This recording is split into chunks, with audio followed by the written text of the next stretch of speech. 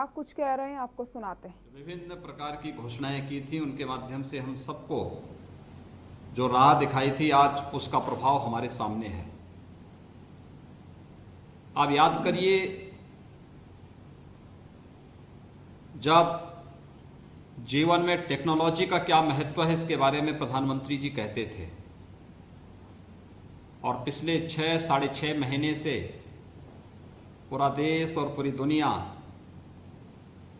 कोविड-19 यानी corona virus से जूझ रही है। उन स्थितियों में तकनीक का उपयोग करते हुए न केवल संवाद के लिए बल्कि समाज के अंतिम पायदान पर बैठे हुए व्यक्ति तक शासन की योजनाओं का लाभ पहुंचाने के लिए भी कितना बड़ा कार्य हुआ है, आप सब ने महसूस किया होगा। चाहे वह गरीब कल्याण प्रधानमंत्री गरीब कल्याण पैकेज के माध्यम से 80 करोड़ लोगों को निःशुल्क राशन की सुविधा उपलब्ध कराने का कार्य हो,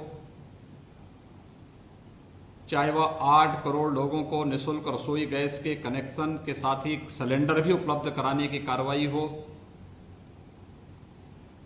चाहे वह देश के अंदर हर एक कोविड पॉजिटिव पेशेंट को निःशुल्क स्वास्थ्य की सुविधा उपलब्ध कराने का कार्यक्रम रहा हो, या फिर आत्मनिर्भर भारत के अंतर्गत नौजवानों के लिए, गरीबों के लिए, किसानों के लिए, महिलाओं के लिए, समाज के अन्य विभिन्न तबकों के लिए विभिन्न प्रकार की योजनाओं के माध्यम से उनके आर्थिक स्वावलंबन का मार्ग प्रशस्त करने का कार्यक्रम हो, ये बखूबी देश के अंदर हुआ है।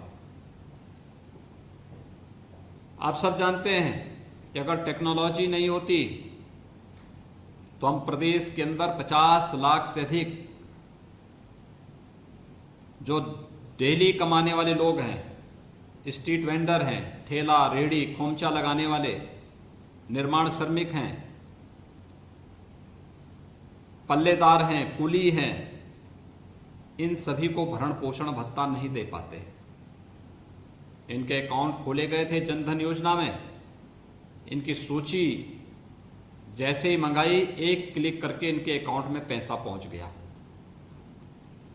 87 लाख वृद्धजन,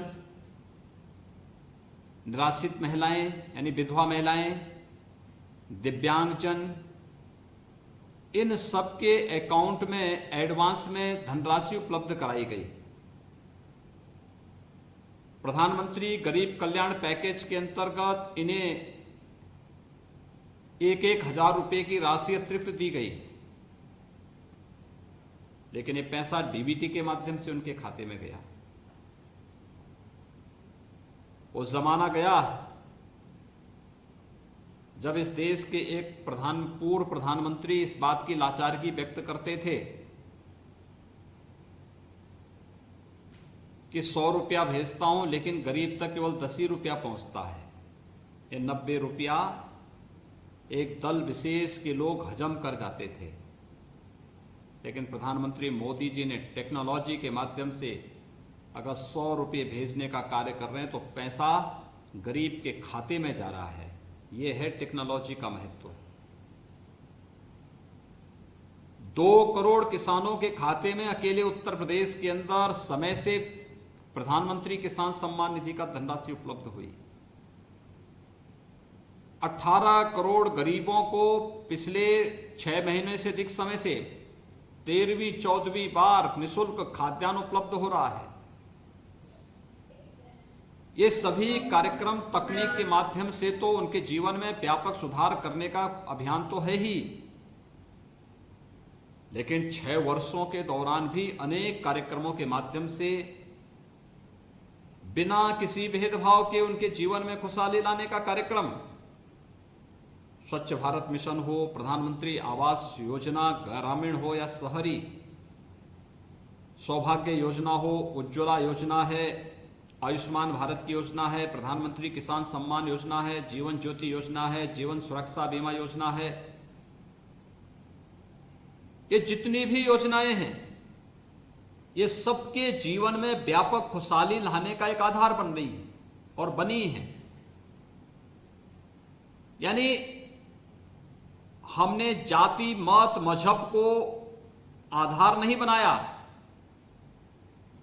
हमारा तो आधार था, हमारा तो मंत्र था सबका साथ सबका विकास का। आदरणीय प्रधानमंत्री मोदी जी ने जो एक संकल्प 2013 में देश की जनता के लिए लिया था कि हम विकास सबका करेंगे लेकिन तुष्टीकरण किसी का नहीं। विकास की योजनाएं, लोक कल्याणकारी योजनाएं सबके घर तक पहुंचाएंगे, न जाति न मत न क्षेत्र न भाषा। विकास सबका लेकिन तुष्टीकरण किसी का नहीं। सबका साथ सबके विकास की भावना चरितार्थ होती है जब उत्तर प्रदेश के अंदर विगत 3 वर्ष के दौरान 30 लाख से अधिक गरीबों को प्रधानमंत्री आवास योजना में एक आवास मिले। 2 करोड़ 61 लाख से अधिक परिवारों को एक शौचालय उपलब्ध हुआ। 1 करोड़ 24 लाख से अधिक परिवारों को निःशुल्क विद्युत के कनेक्शन उपलब्ध हुए।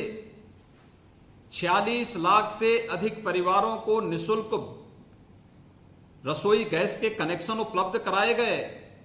87 लाख वृद्धजनों को, निराश्रित महिलाओं को, दिव्यांगजनों को पेंशन की सुविधा उपलब्ध कराने का कार्य हुआ और 18 करोड़ लोगों को नेशनल पोर्टेबिलिटी के अंतर्गत राशन की निःशुल्क सुविधा उपलब्ध कराने की एक बृहत कार्य योजना को आगे बढ़ाया गया।